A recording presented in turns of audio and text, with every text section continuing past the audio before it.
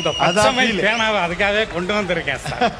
இந்த பச்சைமை பேனாவில் நான் ஒரு சைன் போட்டா ஆக்கிரமிப்பாளர் 2 ஏக்கர் நிலம் அவனுக்கு வேற நிலமே இல்லைன்னா அந்த நிலம் அவனுக்கு சொந்தமாயிடும். நான் யார்கிட்டையும் அனுமதி வாங்க வேண்டிய தேவையில்லை.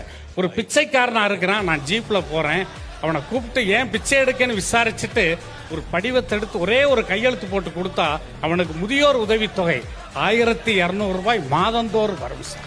ரேட் சார், அந்த பேனா வருது சார். ஆக்சுவலா இது ஒரு பேனா இல்லை, இது ஒரு அதிகாரம். அதுல எனக்கு ரொம்ப பிடிச்சதுன்னா இந்த பச்சைமையில கையெழுத்து போற இடத்திற்கு மாணவர்களை தயாரித்தல் என்பது வேறு.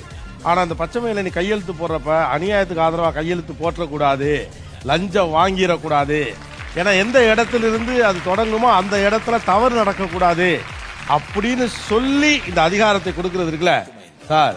நீங்க நிறைய பேர் ஜீப்ல ஏறிக்கிட்டு இருக்காங்க. இந்த வேல்யூஸோட ஏத்துங்க. உண்மையிலே சார் நிறைவா சொல்றேன் சார். வச்சுக்கோங்க சார், கை விடுங்க சார். நீங்க என்ன கொடுங்க, நான் வாங்கிக்கிறேன். எப்போ போட்டோ எடுங்க.